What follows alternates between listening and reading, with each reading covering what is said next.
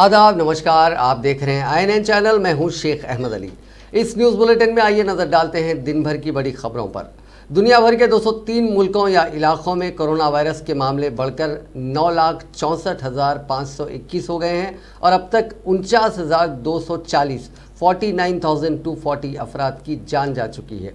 अब तक 2,03,274 अफराद ठीक भी हुए हैं। यानी फिलहाल दुनिया भर में 7,10,867 कोरोना वायरस के मरीज हैं और इनमें से 6,64,641 यानी करीब 95% 95% की हालत स्टेबल या खतरे से बाहर है। लेकिन 5% लोग जो 36,255 की हालत तशवीशनाक बनी हुई है। अमेरिका में अब तक 2,16,265 अफराद मुतासिर हुए हैं और 5,132 अफराद की मौत हो गई है। इटली में 13,155 अपनी जान गंवा चुके हैं। स्पेन में 10,003 अफराद की मौत हुई है। फ्रांस में 4,032, चाइना में 3,160 और यूनाइटेड किंगडम में 2,931 अफराद मारे जा चुके हैं। पूरी दुनिया में कोरोना वायरस के बढ़ते असरात के दरमियान वर्ल्ड हेल्थ ऑर्गेनाइजेशन के सरबराह का कहना है कि आने वाले कुछ ही दिनों में दुनिया कोविड-19 इन्फेक्शन की वजह से 10 लाख से ज़्यादा केसेस देखेगी। साथ ही WHO का कहना है कि इस वबा की वजह से चंद दिनों बाद अमवात की तादाद 50,000 से ज़्यादा पहुंच जाएगी।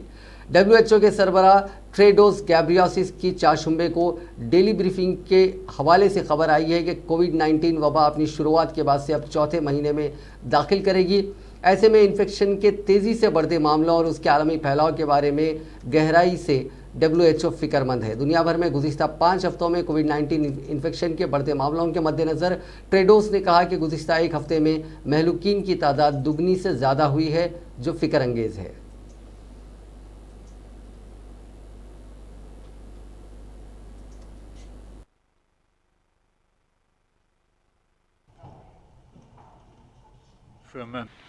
As we enter the fourth month since the start of the COVID-19 pandemic, I'm deeply concerned about the rapid escalation and global spread of infection. Over the past 5 weeks, we have witnessed a near exponential growth in the number of new cases, reaching almost every country, territory, and area. The number of deaths has more than doubled in the past week. In the next few days, we will reach 1 million confirmed cases and 50,000 deaths. Question is, Hindustan में corona virus infection के जुमेरात को रात 9 बजे तक 447 नए मामले सामने आए हैं। इसके साथ ही मुल्क में मुतासिरीन की तादाद 2,501 हो गई है। अभी तक 184 लोग ठीक हो चुके हैं, जबकि 70 लोगों की जान चली गई है। ये आंकड़े covid19india.org वेबसाइट के मुताबिक हैं। वहीं वजारत सेहत के मुताबिक दोपहर 4 बजे तक मुल्क में कोरोना इन्फेक्शन के मुतासरीन की तादाद 1,967 थी। इनमें से 1,764 का इलाज चल रहा है, 150 ठीक हो चुके हैं और 50 लोगों की मौत हो चुकी है। जुमेरात को कोरोना ने अरुणाचल प्रदेश में भी दस्तक दी। यहाँ इन्फेक्शन का पहला मामला सामने आया। अब मुल्क के 26 रियासतों और 4 यूनियन टेरिटरीज में इन्फेक्शन फैल चुका है। आंध्र प्रदेश में आज 11 मुस्बित मामले सामने आए और जुमला मुतासरीन की तादाद 143 हो गई, जबकि तेलंगाना में आज 27 नए मामले सामने आए और जुमला पॉजिटिव केसेस 154 हो गए। लेकिन अब तक 17 अफराद ठीक भी हो चुके हैं और उन्हें डिस्चार्ज कर दिया गया। आज 3 अफराद को डिस्चार्ज किया गया। यानी अब रियासत तेलंगाना में 128 एक्टिव केसेस हैं।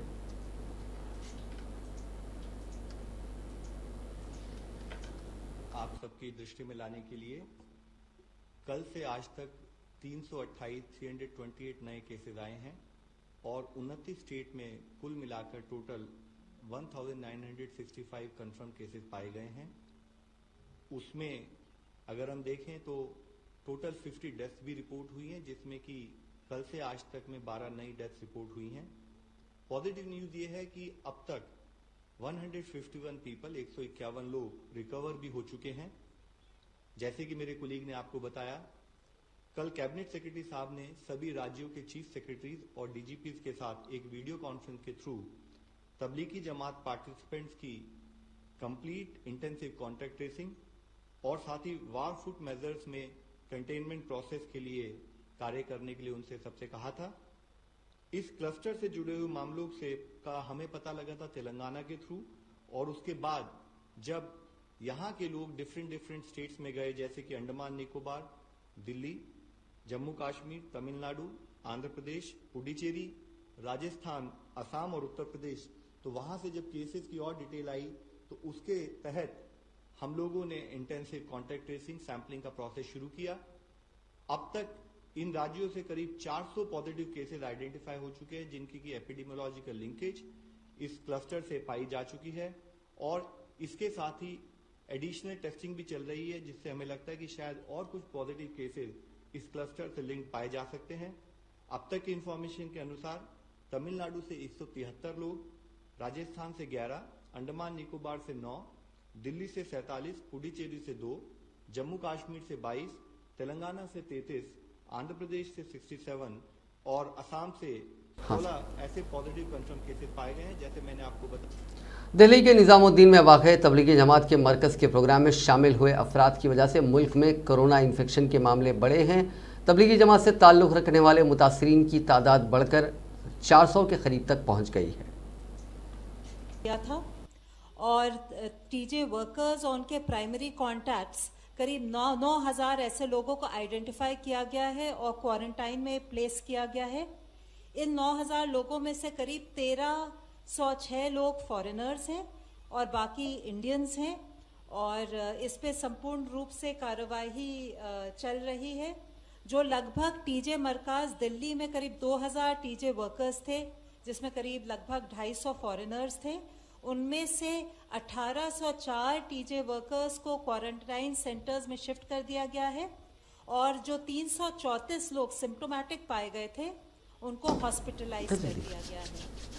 हाँ, वज़ीर आज़म नरेंद्र मोदी ने मुल्क में कोरोना वायरस इन्फेक्शन के बहुत ज़्यादा हिस्सास जगहों यानी हॉट स्पॉट्स का जंगी पैमाने पर पता लगाने और वबा के फैलने पर रोक लगाने की अपील करते हुए आज रियासतों से कहा कि वो सभी ज़रूरी एहतियाती तदाबीर इख्तियार करें, क्योंकि कुछ ममालिक में ये वायरस दोबारा फैल रहा है। वज़ीर आज़म ने रियासतों और मरकज़ के ज़ेर इंतज़ाम रियासतों के वज़राए आला के साथ आज वीडियो कॉन्फ्रेंसिंग के ज़रिए कोरोना से पैदा होने वाली सूरत हाल का जायज़ा लिया और उससे निपटने के तरीक़ेकार पर तफसील से बातचीत की। पूरे मुल्क में कोरोना की वजह से नाफिज की गई मुकम्मल पाबंदियों पर रियासत के ताउन की तारीफ़ करते हुए उन्होंने ये भी कहा कि मुकम्मल पाबंदी के ख़ात्मे के बाद रियासतों को धीरे धीरे इससे बाहर आने के लिए एक यकसा पॉलिसी बनाने पर भी काम करना चाहिए, जिससे ज़िंदगी को मामूल पर लाया जा सके। वज़राए आला से ज़मीनी हालात की जानकारी लेने और उनके मशवरे सुनने के बाद पीएम मोदी ने कहा कि कोरोना के हॉट स्पॉट्स का जंगी पैमाने पर पता लगाया जाना चाहिए और ये यकीनी बनाया जाना चाहिए कि ये वहाँ से दूसरी जगह ना फैले। पूरे मुल्क में अमन और नज़्म कायम रखने पर जोर देते हुए उन्होंने कहा कि कोरोना ने हमारे अक़ीदे और यकीन को चोट पहुँचाई और ये हमारी ज़िंदगी के लिए ख़तरा बनकर आया है। इस वबा से यकजहती के साथ निपटने के लिए उन्होंने वज़राए आला से रियासत, ज़िला, कस्बा और ब्लॉक सतह पर तमाम लीडरों और फलाह बहबूद की तंजीमों के साथ मिलकर मुश्तरका हिकमत अमली बनाने पर जोर दिया। कांग्रेस सदर सोनिया गांधी ने कोरोना वायरस को रोकने के लिए वज़ीर आज़म नरेंद्र मोदी के 21 दिन के लॉकडाउन को बगैर तैयारी के लिया गया फैसला करार देते हुए कहा कि हुकूमत ने दूरअंदेशी का सबूत नहीं दिया, जिसकी वजह से लाखों मजदूर बेकार होकर अपने बाल बच्चों के साथ सड़कों पर उतर आए और पैदल ही अपने अपने घरों को भागने लगे। सोनिया गांधी ने जुमेरात को पार्टी के आला पॉलिसी साज यूनिट की यानी कांग्रेस वर्किंग कमेटी के इजलास से खिताब करते हुए कहा कि लॉकडाउन के सबब लाखों लोगों का हुजूम इस तरह सड़कों पर उतरना दिल को टुकड़े कर देने वाला मंजर है।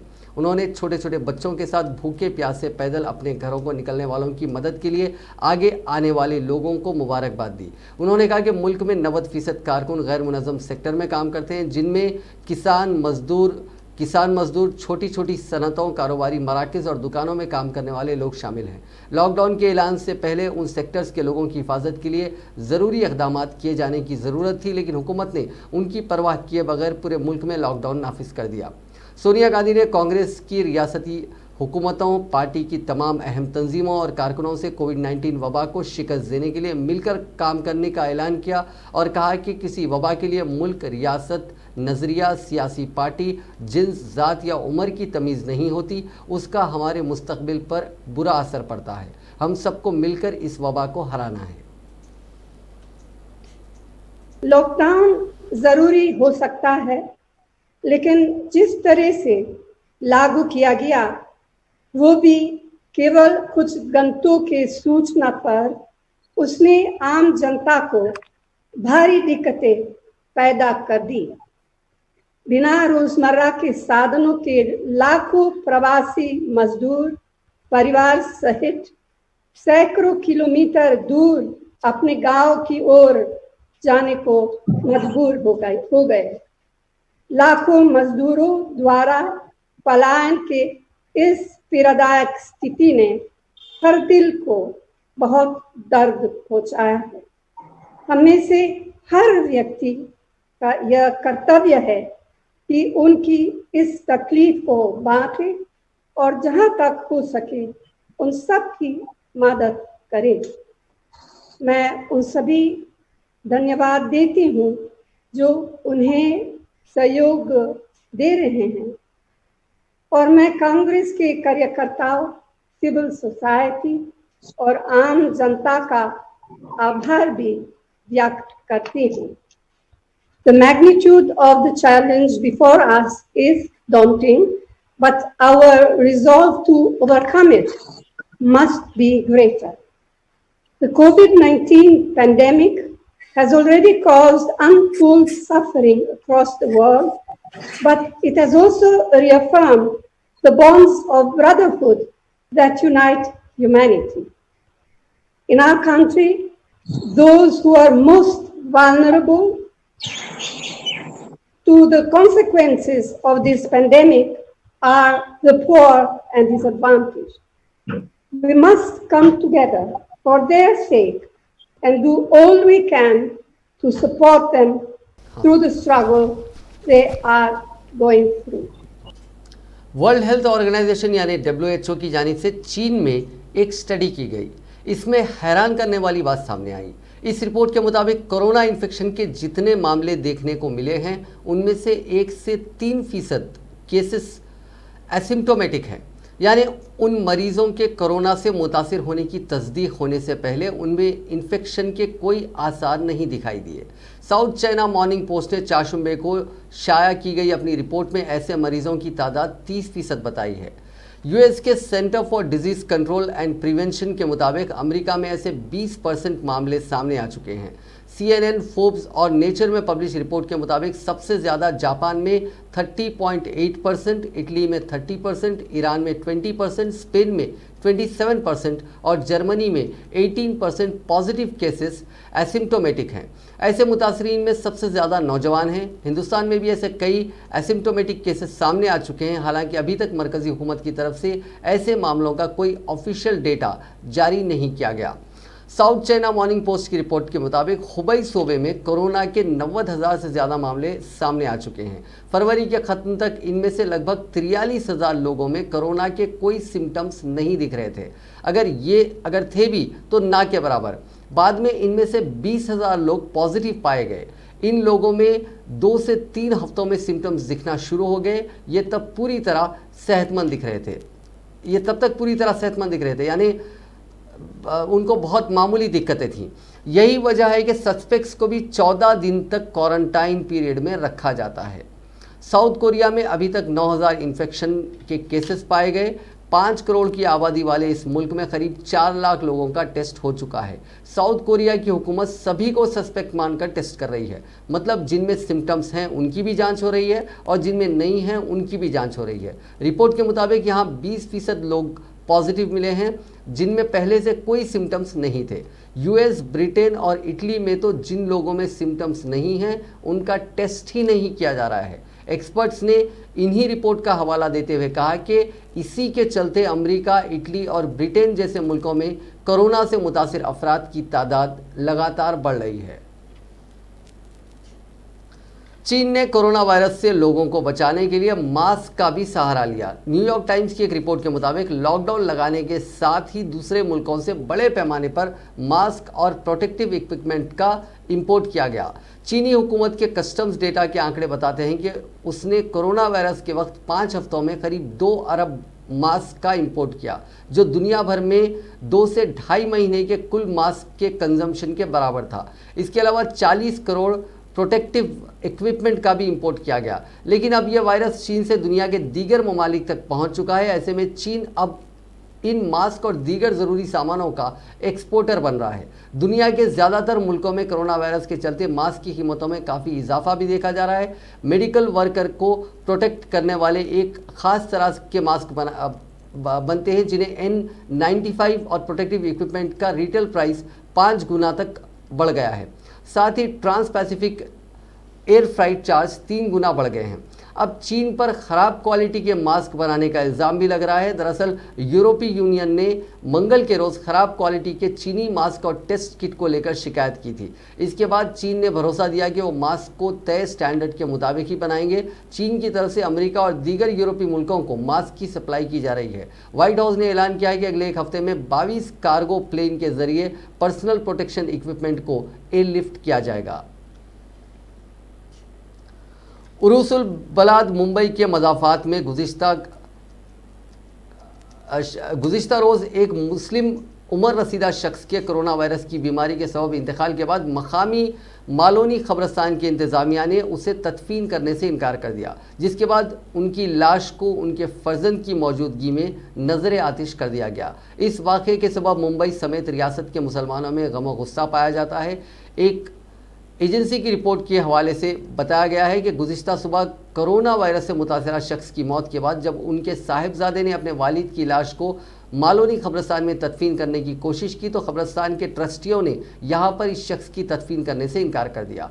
बताया जाता है कि मरने वाले मुस्लिम शख्स के बेटे ने कुछ मकामी लोगों ने ख़ब्रस्तान के ट्रस्टियों को काफ़ी समझाया कि वो लाश को यहाँ पर दफन करने दें, लेकिन यहाँ के ट्रस्टी टस से मस नहीं हुए और उन्होंने ख़ब्रस्तान में कोरोना वायरस में मुब्तला मुस्लिम शख्स की लाश को दफन होने नहीं दिया। ये सब माजरा देखकर वहाँ पर मौजूद पुलिस वालों ने ट्रस्टियों को भी समझाने की कोशिश की, जिसके जवाब में ट्रस्टियों ने ये कहा कि ख़ब्रस्तान में दफन नहीं किया जा सकता और ये जवाब पेश किया कि मालोनी ख़ब्रस्तान छोटा है और अतराफ़ में रिहायशी इलाका है, नेज़ कोरोना वायरस के जरासीम अतराफ़ की बस्तियों में भी फैल सकते हैं, लिहाजा ख़ब्रस्तान में तदफीन की इजाज़त नहीं दी जा सकती।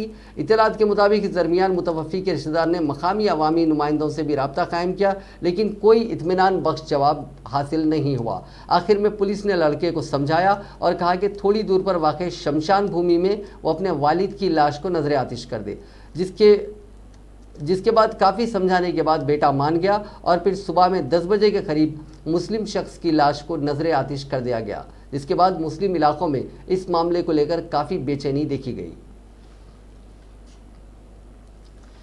चीफ मिनिस्टर के चंद्रशेखर राव ने कहा है कि रियासत में कोरोना वायरस को फैलने से रोकने के लिए हुकूमत तमाम इक़दाम कर रही है, इसके लिए अवाम का ताउन ज़रूरी है। चीफ मिनिस्टर ने गुज़िश्ता रोज़ दोपहर 2 बजे से रात 12 बजे तक आला ओहदेदारों के साथ प्रगति भवन में रियासत में कोरोना वायरस को फैलने से रोकने, मरीजों के इलाज, मेडिकल स्टाफ की सिक्योरिटी, लॉकडाउन और दूसरे उमूर पर तफसीली तबादला ख्याल किया। इस इजलास में वज़ीर सेहत Etela Rajender, chief secretary Somesh Kumar, DGP Mahender Reddy, principal secretary health Shanta Kumari और दीगर ओहदेदार मौजूद थे। इजलास में चीफ मिनिस्टर ने रियासत में कोरोना वायरस के फैलने का तफसीली जायजा लिया। दिल्ली के निजामुद्दीन मरकज़ के इजलास में शिरकत के बाद वापस होने वाले अफराद और उनके अरकान ख़ानदान ही मुतासिर होने की महकमे सेहत के ओहदेदारों ने चीफ मिनिस्टर को इतला दी।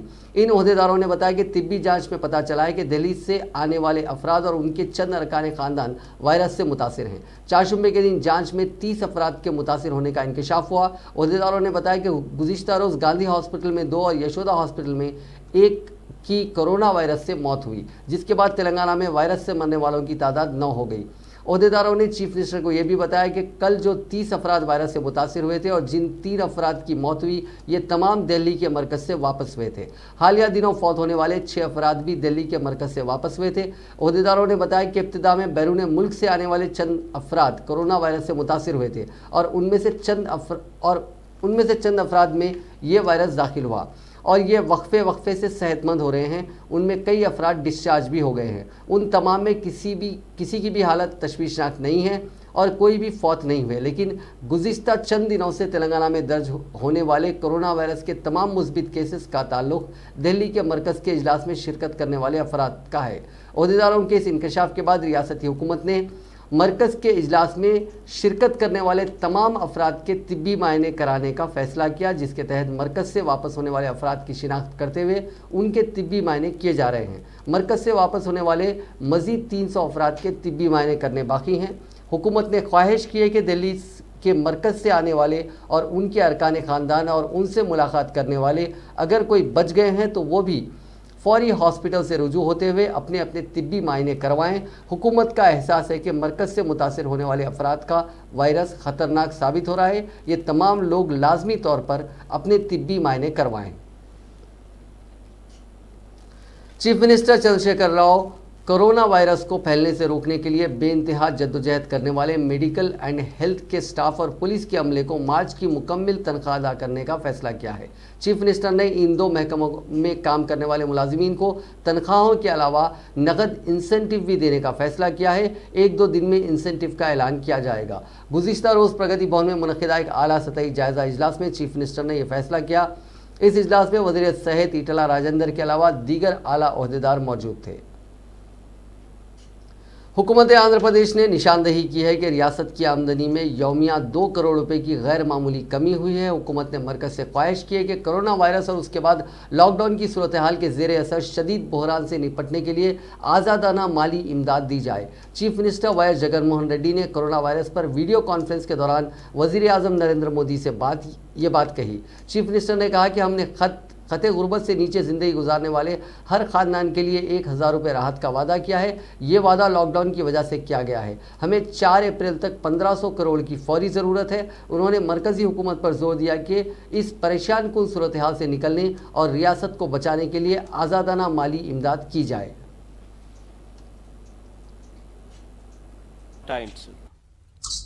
And lab tests have also been conducted.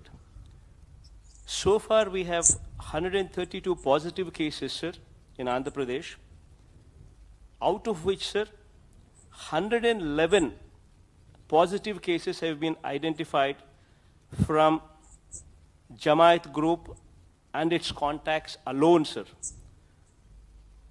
We've tested almost 1300 samples pertaining to this particular group and their contacts. Other than this, the rest of it is not much, sir, but predominantly it's coming from this particular category, sir. And that is the reason why we've seen this increase in the last 2 days. And as far as medical preparedness and surveillance perspective, we have geared up our machinery and the system is on maximum alert, sir. However, sir, it is my request that support to us in supply of test kits and PPEs may be strengthened further, sir. To this extent, पिछले महीने की 22 तारीख को जनता curfew और फिर lockdown की वजह से अचानक सब कुछ बंद हो गया। इससे गरीबों को काफ़ी नुकसान हो गया। जहां उनकी रोज़ी रोटी छिन गई, वहीं 2 वक्त खाने के लाले पड़ गए।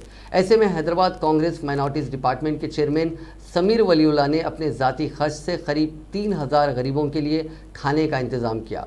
22 मार्च से आज तक ये कार्य खैर लगातार जारी है और टोली चौकी, गोलकुंडा, हकीमपेट और दीगर इलाकों में लोगों को घर तक खाना पहुंचाया जा रहा है। समीर वलीउल्लाह के मुताबिक खाने का पैकेट के अलावा सैकड़ों अफराद को तरकारी भी मुहैया करवाई जा रही है। उन्होंने ऐलान किया कि लॉकडाउन जारी रहने तक हर रोज़ गरीबों को उनकी जानिब से खाना और तरकारी लगातार पहुंचाई जाती रहेगी। तेलंगाना में गुज़िश्ता 4 दिनों के दौरान कोरोना वायरस के मामलात में इजाफे के बाद रियासती पुलिस ने निगरानी में इजाफा कर दिया ताकि इस वायरस को फैलने से रोका जा सके। हर पुलिस स्टेशन को मुतासरा अफराद के साथ साथ उस पुलिस स्टेशन के हुदूद में मुतासरा अफराद की फहरिस्त फराहम की गई है ताकि उन पर नज़र रखी जा सके। डीजीपी ने जुमेरात को कहा कि तमाम पुलिस स्टेशन में ये फहरिस्त फराहम की गई है। उन्होंने स्टेशन हाउस ऑफिसर से ख्वाहिश की कि वो ऐसे अफराद की अलग थलग मुद्दत यानी क्वारंटाइन पीरियड तक सेहत, नकलो हरकत, घर में आने वाले अफराद और उन अफराद से मुतालिक हर चीज़ के बारे में मालूमात हासिल करें। पुलिस स्टेशनों को ऐसे मामलात में अचानक इजाफे के बाद ये हिदायत दी गई है। अजीमतर बल्दिया हैदराबाद के मेयर बी राम मोहन ने चरलापल्ली डिवीजन का तफसीली दौरा करते हुए कोरोना वायरस से निपटने के लिए किए जाने वाले इकदाम का जायजा लिया। राम मोहन ने अहम शाहराहों पर दवा के छिड़काव अपनी निगरानी में करवाया। उन्होंने सुपरमार्केट का मुआयना किया जहां पर एक मुलाजिम मास्क के बगैर खिदमत अंजाम दे रहा था, जिस पर राम मोहन ने शदीद बरहमी जाहिर करते हुए कहा कि इस तरह के कवायद की खिलाफ वर्जी की गई तो इसको मुहरबंद किया जाएगा। इसके अलावा राम मोहन ने इंडस्ट्रियल एरिया के मजदूरों में ज़रूरी अशिया के पैकेट्स तकसीम किए। इस मौके पर उन्होंने आवाम से अपील की कि वो समाजी दूरी यानी सोशल डिस्टेंस बरकरार रखें। रियासती वजीर हरीश राव ने कहा है कि संगारेड्डी की आवाम को खौफजदा होने की ज़रूरत नहीं है। संगारेड्डी में कोरोना वायरस के 6 मुस्बित केसेस सामने आने के बाद वजीर हरीश राव ने ज़िला कलेक्टर और पुलिस अहकाम के साथ जायज़ा इजलास मुनक़िद करते हुए तबादला ख्याल किया। इस मौके पर वजीर हरीश राव ने कहा कि दिल्ली से 21 अफराद संगारेड्डी आए हैं, उन पर कड़ी नज़र रखी जाए और समाजी दूरी पर सख्ती से अमल किया जाए। इसकी वजह से हम कोरोना वायरस पर काबू पा सकते हैं। 15 अप्रैल तक कोई भी घर से बाहर ना आए। हुकूमत एक मनसूबा बंदी के तहत काम कर रही है। हुकूमत के अहकामात पर सख्ती से अमल करें, आवाम खौफजदा ना हो, ओहदेदारों के साथ ताउन करें। उन्होंने कहा कि अगर किसी को खांसी, सर्दी, बुखार हो तो फ़ौरन डॉक्टर से रुजू हो। उन्होंने कहा कि 21 अफराद को हॉस्पिटल मुंतकिल कर दिया गया और उनके मायने किए जा रहे हैं। रिपोर्ट्स आने के बाद इस पर कार्रवाई की जाएगी।